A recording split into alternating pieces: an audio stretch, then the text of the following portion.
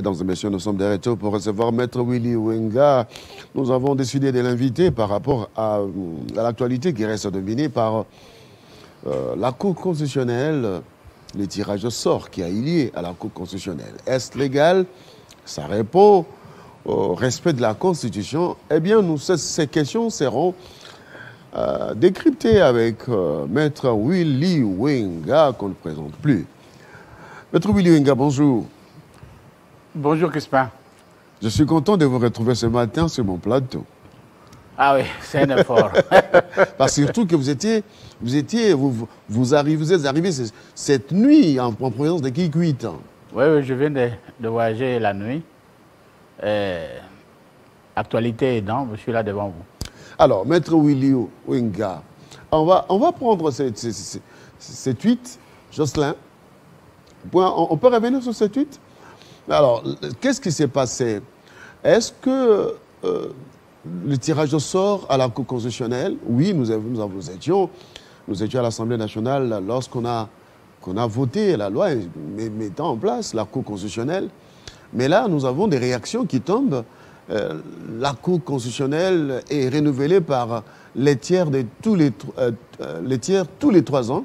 Lors des 2 premiers renouvellements, il est procédé au tirage au sort du membre sortant par groupe pour le membre initialement nommé. Oui, c'est du français, mais ça, pour les communs des mortels, est-ce que ce qui s'est passé à la Cour constitutionnelle est légal? Crispin, merci beaucoup d'avoir pensé à moi. À la question de savoir si c'est légal, je commencerai par la question de savoir si c'est constitutionnel. Parce que la question de la Cour constitutionnelle comme institution commence d'abord par la réforme qui a lieu et qui a institué une Cour constitutionnelle.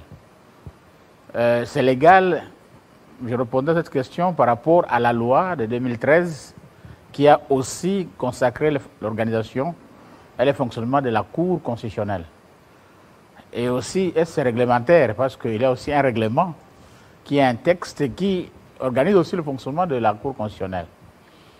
C'est constitutionnel, c'est légal, c'est réglementaire, parce que le tirage au sort est prévu.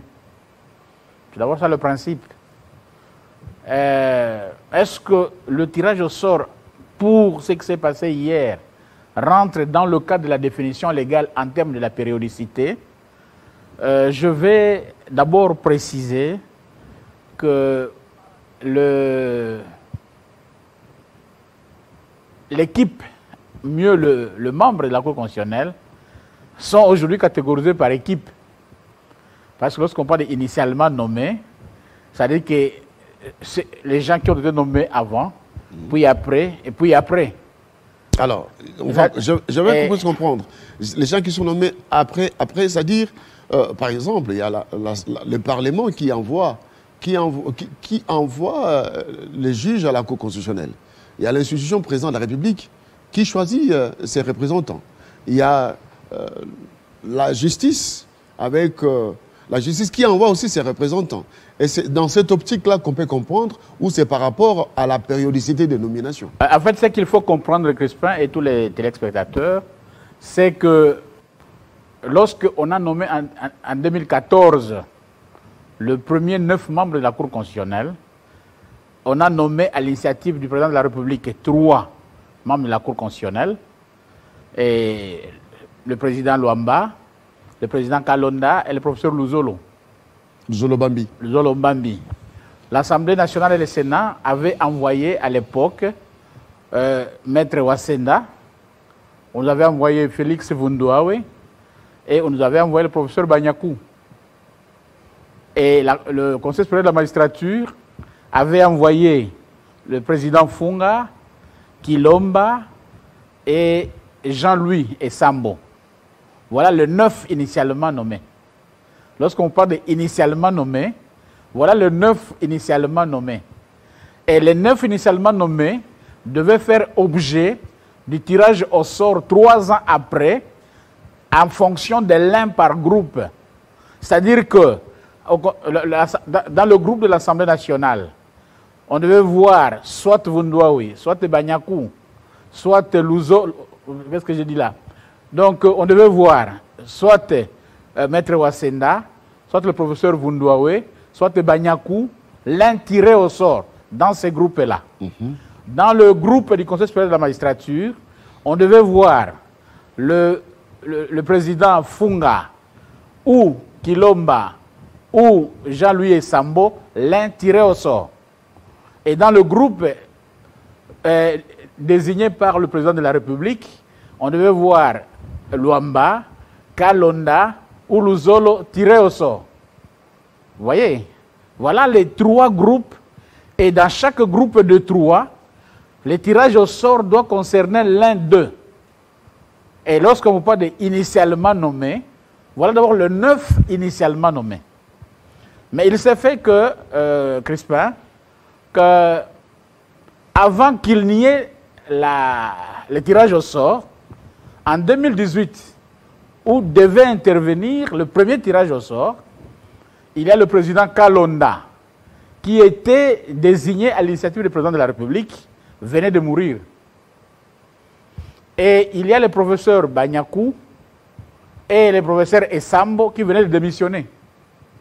Ce qui fait que l'objectif, la ratio legis du tirage au sort étant le renouvellement du tiers de la Cour constitutionnelle, par les décès et les démissions, la Cour s'est remplacée automatiquement. Voilà. Il n'y a pas eu tirage au sort. Il n'y a pas eu tirage au sort. Suite à cela. Suite à cela.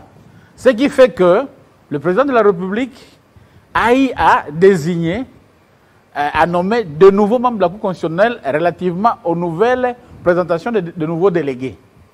Mais c'est comme ça que vous allez voir que le professeur Vundouawe va être remplacé, d'abord bien avant. Luzolo sera remplacé par Mavungu avant 2018, parce que Luzolo était appelé aux fonctions de l'anticorruption. Donc, par une ordonnance, le président de la République de l'époque va nommer Luzolo à la commission que vous connaissez là, contre le blanchiment, et il sera remplacé par le professeur Mavungu pour compte de la présidente de la République. Vous allez voir aussi, avant 2018, la nomination du professeur Vundouawe au Conseil d'État comme premier président du Conseil d'État, ce qui va laisser encore ce poste vacant. Et à l'initiative de l'Assemblée nationale, on va envoyer Mongulu Tapangane. Vous voyez? Donc, voilà comment est-ce que les choses se sont succédées, oui, jusqu'à ce qu'on va voir le professeur Maître Nkoulou qui va faire son entrée en remplacement du président Kalonda pour compte de la présidente de la République. On va voir Boko Nawimpa Bonzali qui va faire aussi son entrée en remplacement du professeur Banyakou. Et puis Oboulou qui va faire son entrée en remplacement toujours dans leur groupe, en remplacement de Jean-Louis Sambo. Vous allez voir que jusque par ces remplacements-là, le groupe sont respectés. Donc, 1 par groupe et parti, l'un par décès, 2 par démission, 3 sont arrivés par groupe, Conseil supérieur de la magistrature, Ouboulou, Assemblée nationale et Sénat, Mongulu Tapangane, et présidence de la République, Maître Nkoulou Kilombo. Voilà. Et là, c'est le premier tirage qui vient de rater. Alors qu'on devait faire le tirage au sort. Ça a raté parce qu'il y a eu des morts. Il y a eu des morts, et des démissions. Voilà. Nous commençons le deuxième 3 ans. Donc de 2018 en 2021. Donc en 2021, on devait encore avoir le tirage au sort. Ça n'a pas eu lieu. Mais ça n'a pas eu lieu en 2021. Qu'est-ce qui va arriver? Le président Luamba va démissionner. Vous voyez? Et le président de la République va nommer 2 autres juges de la Cour de cassation à la Cour constitutionnelle en lieu et place de 2 autres juges constitutionnels issus du Conseil supérieur de la magistrature, Ouboulou et Kilomba. Ce qui fait que déjà les remous vont commencer par rapport à ces désignations-là. Vous de la presse, vous avez suivi tout ce qui a la péripétie autour de ça. Ce qui fait que on va nommer On dit même que c'est ce qui est à la base du divorce entre le FCC et Cash. Bon, il y a des considérations d'ordre politique Ça, c'est d'ordre politique. dont il faut m'épargner. Voilà. Avec moi, dans ce domaine-là. Mais ici, on parle de science. Oui, parce que je voudrais un peu vous ramener dans l'histoire de la manière dont ces successions ont lieu. C'est ça. Donc, en 2021, il devait y avoir un tirage au sort. Mais bien avant 2021, les situations sont arrivées. Et à ce moment-là, il y a le président Luamba qui a été remplacé par le professeur Kalouba, parce que, et deux, du groupe du président de la République, il y a le Dieudonné Kamoulete, Badi Banga, qui a remplacé Kilomba, et il y a Madame Tcheoussi, qui a remplacé Monsieur Uburu. Vous voyez? Donc, il y a 3 nouveaux juges. Alors que le tirage au sort devait avoir lieu en 2021, n'a pas lieu. Mais, bon... Mais nous sommes en 2021. On est en 2021. Les tirages au sort... Là, on est en 2020. Oui. En 2021, on ne fait pas ce tirage au sort-là, tel que prévu par l'article les dispositions constitutionnelles et légales. Parce qu'il y a eu décès du président. Parce qu'il y a eu décès du président. Entre-temps, démission, décès. Et puis, il y a une nomination de nouveau. Voilà. Je pense quelque part, sur le plan juridique ou politique, des questions se posaient sur l'opportunité de réorganiser encore le tirage en 2021, dès lors que la Cour venait de se renouveler en 2020. Mais en 2022, on est informé d'un renouvellement au tiers par tirage au sort. Alors, souci de se rattraper, alors, on n'a pas respecté la durée des 3 ans. La question de droit, c'est que c'est en 2021 que ça devait avoir lieu pour respecter les délais. Mais il s'est fait que c'est en 2022. Déjà, le premier problème, à terme de régularité, de périodicité, se pose à ce niveau-là. Mais il y a au moins ce que le droit voudrait, le remplacement par tirage au sort. Et ce qui fait que on ramène l'interprétation à la question de remplacement de membres dont le mandat s'était arrêté avant qu'il ne termine le mandat. D'où le président. Le président qui achevait le mandat du président devait voir son mandat arriver à terme de 3 ans. Cela signifie quoi? Cela signifie que le tirage au sort devrait concerner les initialement nommés. Et les initialement nommés sont le groupe de 2014. Dans le groupe de 2014, on suppose que 3 devaient partir en 2018. Dans le groupe de 2014, 3 devaient partir en 2021. Et ainsi de suite, jusqu'à ce qu'on arrivera à un niveau où il n'y a plus de tirage au sort. Alors, dans cette logique-là, de 2014 à 2022, ce n'est pas encore 9 ans. 9 ans, c'est... Donc, même si le feu président n'était pas décédé, son mandat allait continuer. Même si le feu président n'était pas décédé, son mandat allait continuer, mais son mandat du président était en train de prendre fin. Ah, ok. Parce que c'est 3 ans renouvelables une fois, donc 6 ans. Ok. D'une part. Et d'autre part, comme juge, il était éligible au tirage. Parce que faisant des groupes des initialement nommés. Vous comprenez? Tout ça est réglementaire. Est réglementaire. Légal même. Vous voyez?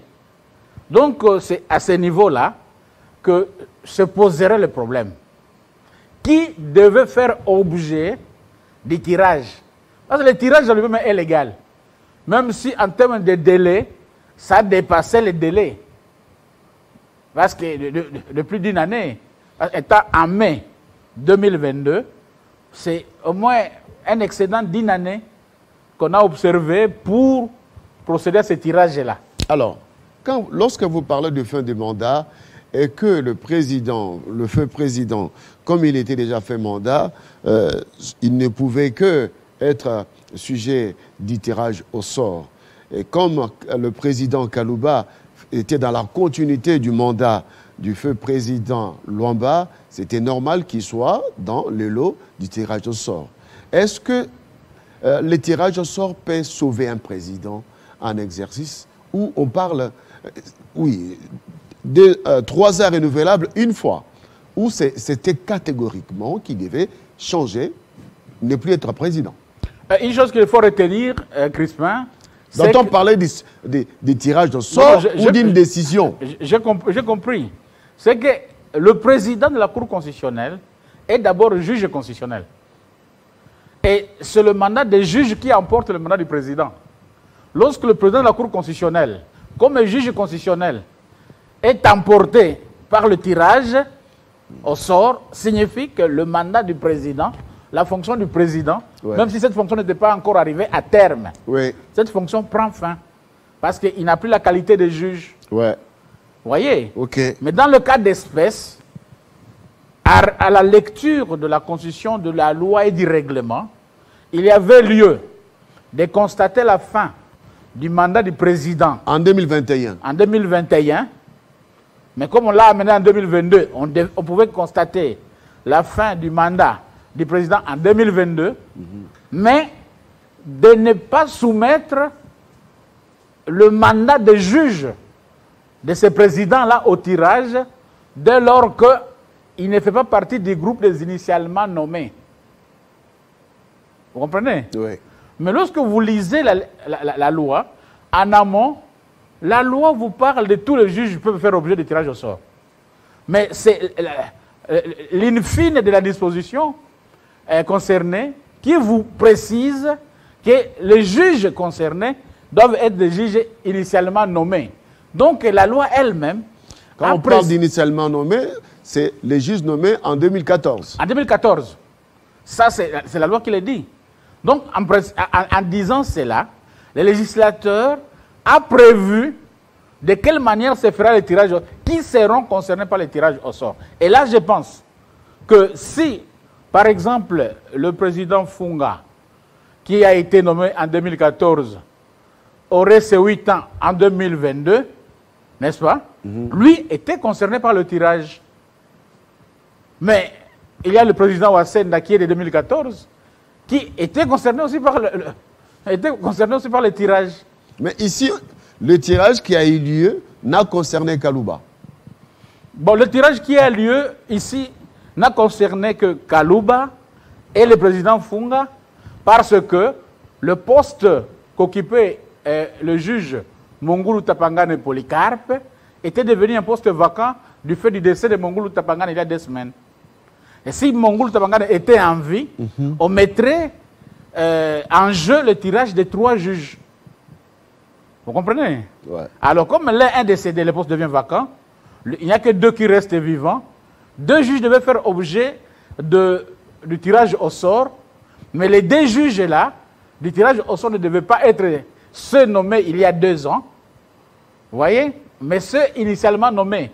C'est-à-dire que si on a terminé l'équipe de 2014, on commence l'équipe de 2018, et ainsi de suite. Parce que le mandat est de 9 ans, mais renouvelé par tiers, mais la première équipe dans la première équipe de 2014, en principe, à voir les choses, au 3e tour de la fin de mandat de 3 ans, les 3 restants ne devaient plus faire objet de tirage au sort, mais de la fin du mandat ordinaire. Voilà pourquoi la loi et la Constitution prévoient que pour le 2 premiers remplacements, pour le 2 premiers renouvellements, des 3 ans, il faut tirage au sort. Mais le tirage au sort n'est pas un mode de remplacement qui restera à jamais. Ce n'était prévu que pour des renouvellements. Alors, à ce niveau, l'ancien président Kalouba quitte le poste du président de la Cour constitutionnelle, mais il reste juge de la Cour constitutionnelle. En principe, s'il n'était pas mis au tirage, n'est-ce pas? Oui. Et qu'on ait examiné d'abord la question du mandat du président de la Cour constitutionnelle, on constaterait que le président Kalouba est arrivé fin mandat parce qu'il a achevé le mandat de Luamba, mais comme juge constitutionnel, ayant été nommé après une démission, vous comprenez, il pouvait continuer son mandat de juge et non concerné par le tirage. Vous voyez? Parce qu'il n'est pas dans la continuité du juge Luamba, mais il était dans la continuité de la présidence sa nomination, de Luamba. Pour avoir été nommé. Nommé président. Et à ce titre-là, lui n'était pas concerné dans les initialement nommés. Et partant, il ne pouvait pas être sous... Lui ne pouvait pas faire objet de tirage, mais peut-être d'un remplacement prochain, conformément à la loi, qui, à ce moment-là, ne prévoit plus le tirage. Et que dit la Constitution à la matière? La Constitution à la matière, dans l'article 158, en son alinéa 2 et suivant, est clair là-dessus. Il y a l'alinéa 4 de l'article 158 qui est clair et qui vous dit que le mandat est de 9 ans non renouvelable. À l'alinéa 4, on vous dit que la Cour constitutionnelle se renouvelle des tiers tous les 3 ans. Lors de chaque renouvellement, on procède par les tirages pour les 2 premiers renouvellements. Vous voyez?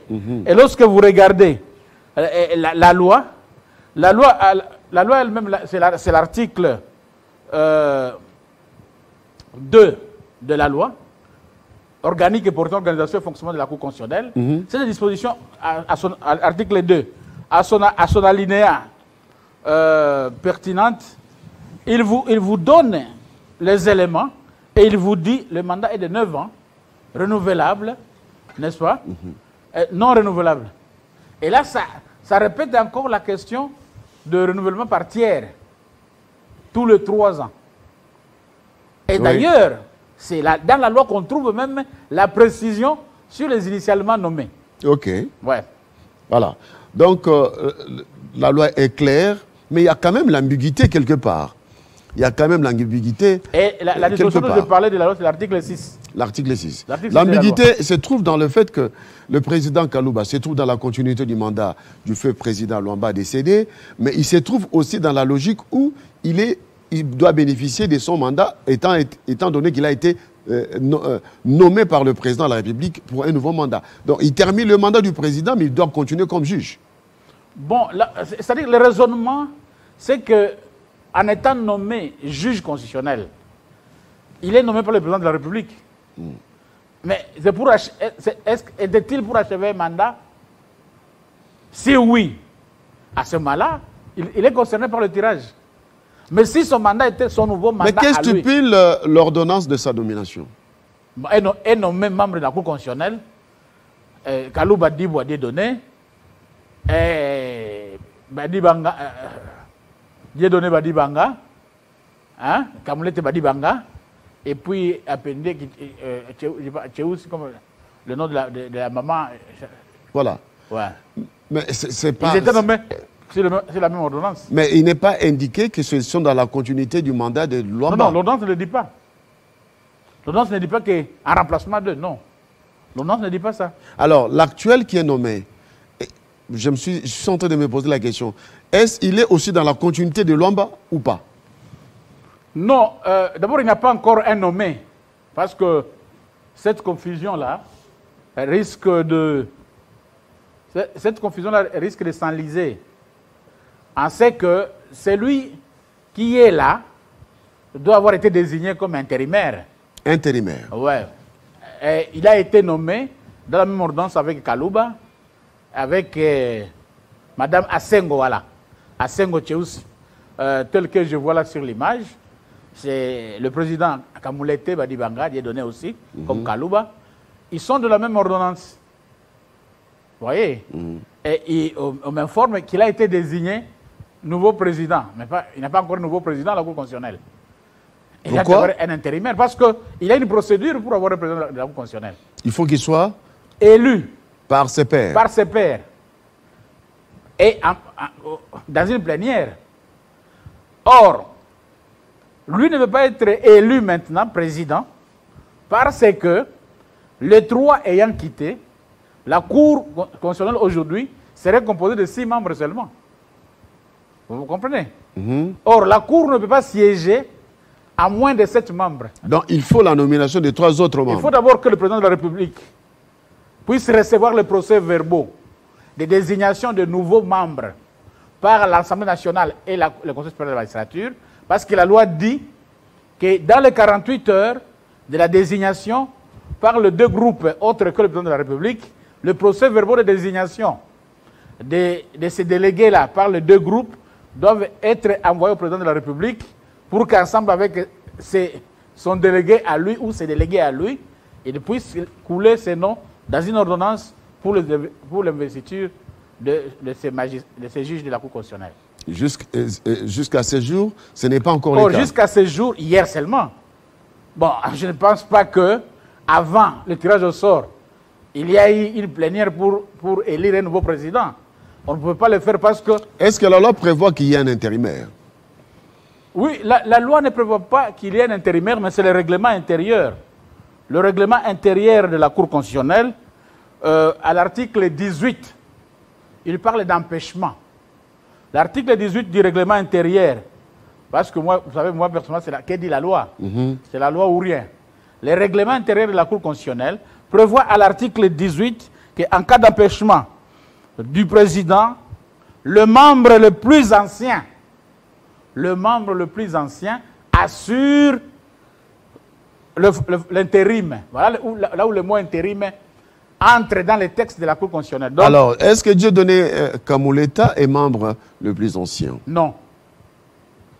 C'est un juge très compétent, que je connais très bien. C'est pas un ancien. Moi, j'ai toujours considéré les nominations comme un détachement. C'est un magistrat, c'est un conseiller à la Cour de cassation. Donc, il est en détachement pratiquement au conseil à la Cour constitutionnelle parce qu'à la fin du mandat là-bas, il est obligé de rentrer à la Cour de cassation. Comme juge, certainement peut-être maintenant à un grade plus élevé au regard des fonctions qu'il assumerait. Mais au jour d'aujourd'hui, les juges le plus ancien de la Cour constitutionnelle, c'est Maître Wasenda, nommé en 2014. C'est Maître Wasenda qui est le juge le plus ancien. Et le cadet de la Cour constitutionnelle aujourd'hui, c'est le juge Kamoleta Badibanga. Il est le cadet. Si pas l'avant-cadet, c'est Madame Assengo qui vient après lui. Mais vous savez, moi, je reste dans le droit, dans la procédure. Mais politiquement, ça c'est le domaine de vous, de la presse et des politiciens. Je ne vais pas commencer à me poser la question comment il est arrivé là-bas, qui l'a nommé, qui l'a désigné. Moi, je vous révèle ces éléments.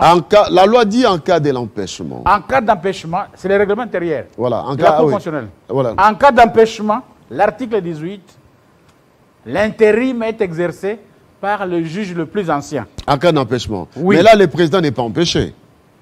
Oui, vous savez, dès lors que le président est tiré au sort, donc il quitte la Cour constitutionnelle, l'intérim est ouvert en attendant l'élection. Et dans ce cas, l'élection doit intervenir dans combien de temps? Donc c'est maintenant l'intérimaire, parce que le règlement dit le président, celui qui assume l'intérim, convoque la plénière. Alors, d'où mais cette plénière... Il ne peut pas convoquer la plénière parce que le quota n'est pas respecté. Ils ne sont pas à 9. Voilà. Pour convoquer la plénière au fin d'élire un nouveau président qui devrait être nommé par ordonnance du chef de l'État, il faut que d'abord, que son Excellence, Monsieur le Président de la République, puisse désigner son nouveau délégué, l'Assemblée nationale et le Sénat puissent désigner leurs nouveaux délégués, et le Conseil supérieur de la magistrature puisse désigner son nouveau délégué. Est-ce que le 3, ouais, nommé par le Président de la République par une ordonnance comme juge constitutionnel, il prête serment, là, à l'Assemblée nationale, comme vous le suivez souvent, ils entrent en fonction. Et entrant en fonction, ils deviennent 9. Celui qui assume l'intérim convoque la plénière. Et au cours de cette plénière-là, une plénière élective, on élit un président. Et comment on va élire le président? L'article 12 du règlement intérieur dit que tout membre de la Cour constitutionnelle peut déposer sa candidature comme président de la Cour constitutionnelle. Tout membre. Tout membre. Même celui qui vient d'être nommé Est-ce aujourd'hui. que ce n'est pas seulement le quota venant du président de la République? Non. Tout membre. Tout membre. Et cette élection est organisée. Une fois que le président est élu, son nom est envoyé au président. C'est l'élection ou c'est le tirage au sort? Non. Élection. Bulletin secret dans l'urne. Et on dépouille et on voit c'est tel qui est élu. Nouveau président de la Cour constitutionnelle.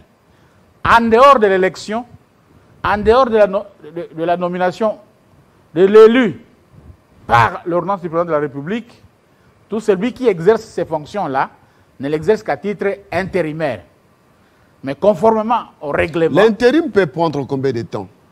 En principe, lorsque la loi parle, lorsque vous regardez les règlements vous parlent d'un empêchement de 6 mois maximum. Au-delà de 6 mois, on procède conformément aux dispositions de l'article 12 à 15 du règlement, comme je vous en ai parlé tout à l'heure. Alors, l'intérimaire peut se représenter comme candidat président de la Cour constitutionnelle? Affirmatif. Parce qu'il n'était qu'intérimaire et il est juge comme tout le monde et il n'y a pas encore un mandat précédent. Mais étant donné que c'est lui qui organise l'élection, il ne peut pas être juge et parti. Non, l'élection, lui convoque la plénière, mais il y a un bureau ad hoc avec des assesseurs qui est mis sur pied pour recevoir les candidatures. Ce n'est pas lui. Et souvent, c'est le greffier en chef qui supervise ça.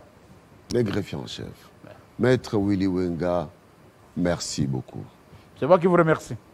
Merci d'avoir apporté ces éléments d'éclairage à nos téléspectateurs qui ont quand même compris la matière juridique. C'est vraiment capital pour permettre au peuple congolais de comprendre le juridisme. Il faut être maître Willy Wenga pour expliquer cela. Bon, ce n'est pas seulement maître Willy Wenga. Non, d'abord, cette volonté d'éclairer l'opinion publique, ce n'est pas tout le monde qui l'a. Bon, merci beaucoup. C'est peut-être une vocation nouvelle. Ouais. Au-delà des droits, communiquer les droits aussi. Ça fait beaucoup du bien. Merci. Parce qu'il n'y a pas mauvaise chose qu'être en face de personnes qui ne comprennent rien. Beaucoup de gens s'entretuent parce qu'ils confondent, parce qu'ils parlent de ce qu'ils ne connaissent pas. Lorsque tout le monde parle de la Cour constitutionnelle, il y a beaucoup de sentiments, des politiciens de gauche comme de droite. Moi, personnellement, je suis venu pour des raisons pédagogiques. Très bien. Et je pense que je n'ai pas failli.